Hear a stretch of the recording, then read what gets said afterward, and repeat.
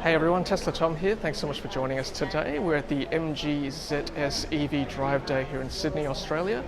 This is MG's first electric SUV, so very much looking forward to bringing you all the action from today, so stay tuned.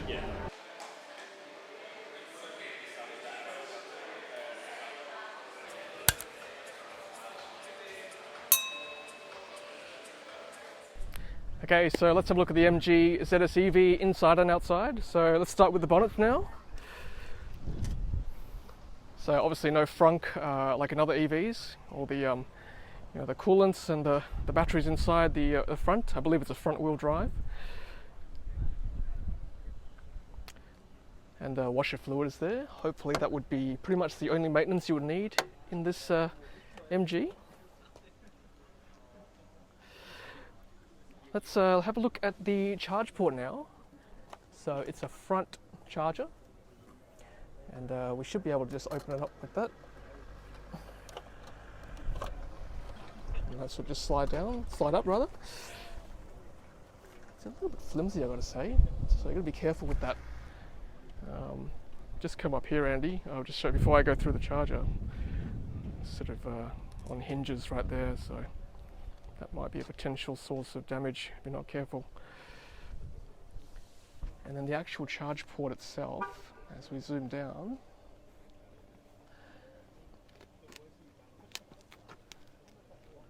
so if you look there, it's got this flap thing where you have to peel off both Type 2 and the CCS2 ports. So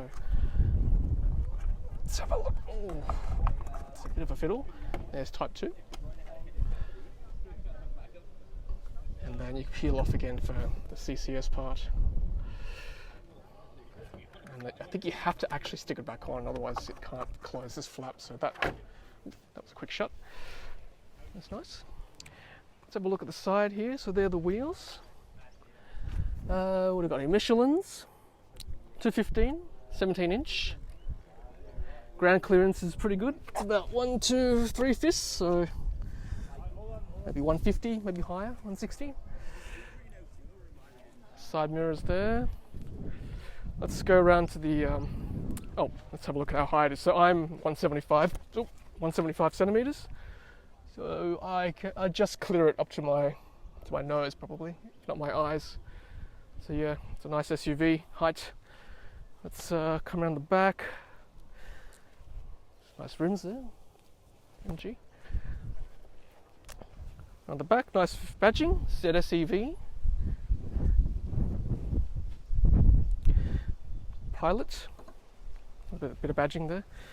I wonder whether that's to differentiate that from the non-launch edition later on. Nice back windscreen wiper.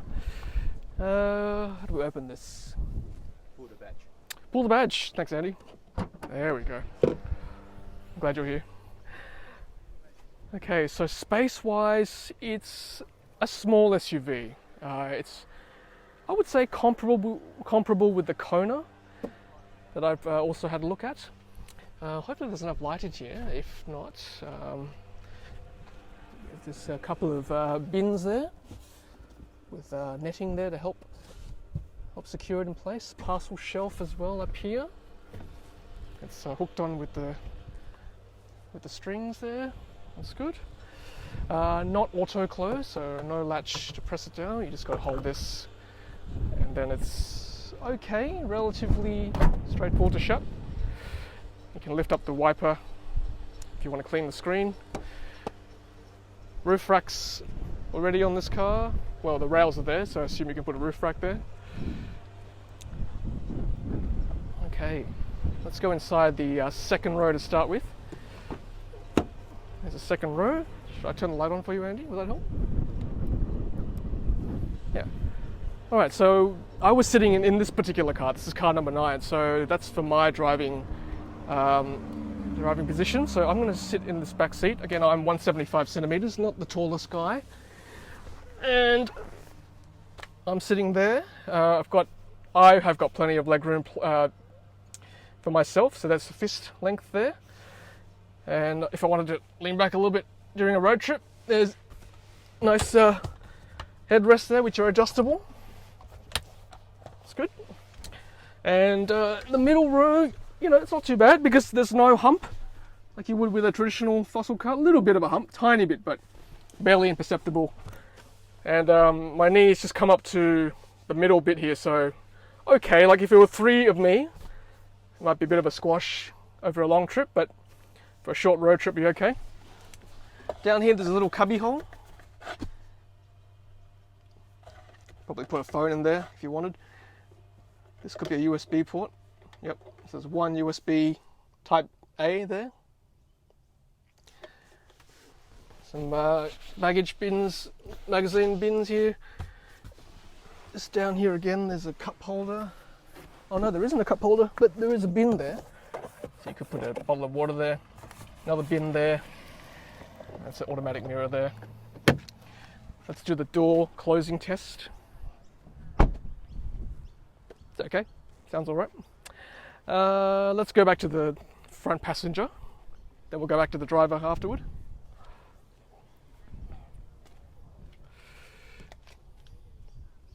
Alright, so door open. There is a little button here, which I presume is to unlock on this side too. So I don't want to damage that, so that's sort of a half close. So let's try that again. So one position there. And I'll assume there is a full open that way, which I won't do obviously. So inside here, actually, you know what? I just realised this is car number 4. I wasn't in this car, but I'll check whether I would be able to sit in that driver's seat anyway. Just move these peripherals. So, again, plenty of legroom for me personally, and you know, there's like 1, 2, 3, almost 3 fist lengths to the front, high position. There's a ticket holder there. Ticket holder. Then if I flick this down, there is a vanity mirror. No light. That's okay. There's a sunroof, which is needs to be turned on in the car to power it. There is a shade as well as a glass roof, so 2 levels of opening there. There's a sunglasses holder. Lights come on there, 1 and 2. Double lights. That's for the roof shade. Let's go into the driver's side and have a look there. Wait, you stay here, Andy, and I'll come around to the driver's seat.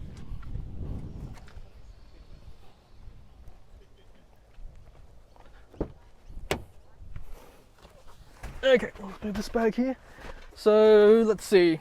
Yeah, not too bad. I probably would have moved my chair forward a little bit, not much more. So you can compare that to my driving position with the back. The aircon vents are like that. That's a shut valve like that.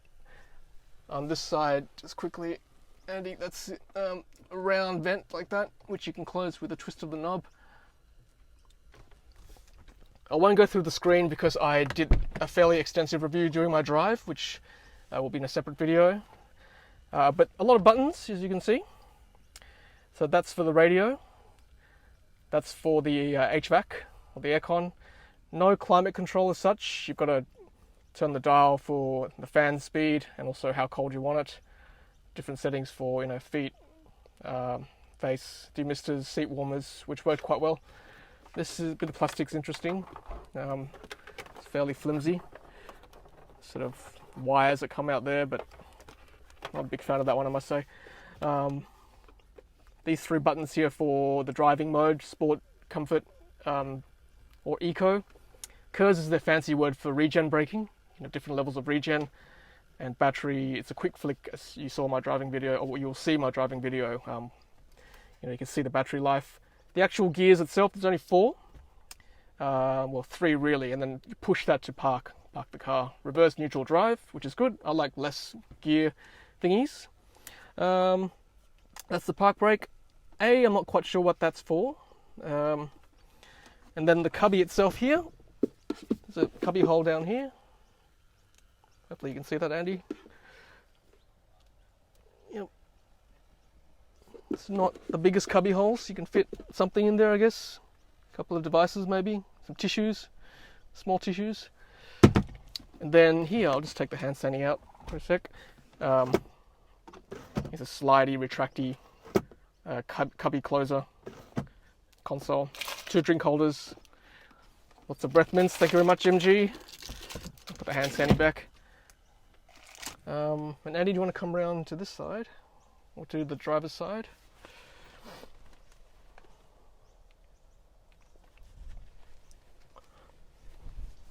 Yep, so plenty of leg room here for me. Nice height once again. Seat controls. Yep, seat goes up, seat goes down, seat goes forward, seat goes back. Backrest goes up, backrest goes down. The steering wheel, lots of buttons. Again, I'll go through this in my driving review, so I won't touch on it too much. This side is for the windscreen wiper and fluid. This side is for the lights. And then cruise control down here as well. Fairly intuitive, I think, reasonable. And again, I'll go through the front console fairly extensively in my drive as well. And just quickly look here. They are analog dials. So we've got the speedometer on the left. Where that focuses. Yep, speedometer on the left. And then in the middle, there's like information about the battery range and the lanes and things of where the car is. And then on the right is the battery, or the battery performance, or the motor performance. The horizon is 0. And then when it's torquing, it's going up like there. And then when it's regenning, it's going down into that green zone there. That's kind of a remnant from the fossil car, but that's where the main powertrain battery is. And then this side is the 12-volt battery. Yeah, it's kind of strange. It'd be nice if they actually had a picture of a battery rather than MT4. I guess that's a picture of a battery. Could make it more obvious. That's for the mirror adjustment. Again, I'll go through that in my review, driving review. And that's a latch for the bonnet as well. And that's pretty much it. Inside, outside. It's I guess it's almost time for lunch. So, guys, I hope you enjoyed that review. And thank you very much to MG again for inviting Andy and myself to this drive day, this media day. It's been really enjoyable. Had a really good feel for the car, inside, outside, and the drive as well. So, thank you very much. And for the price point of $43,000, it's really compelling. It's a good EV for the Australian market. And yeah, I think I'd certainly give it a look if it's within your budget. Alright guys, thanks so much for watching. Hope you enjoyed that video. If you did, please give it a like and a thumbs up, and subscribe if you haven't done so already yet. And leave a comment below if you think the MG at this price point with the features included is the car for you and your family. Stay safe guys, and as always, happy charging.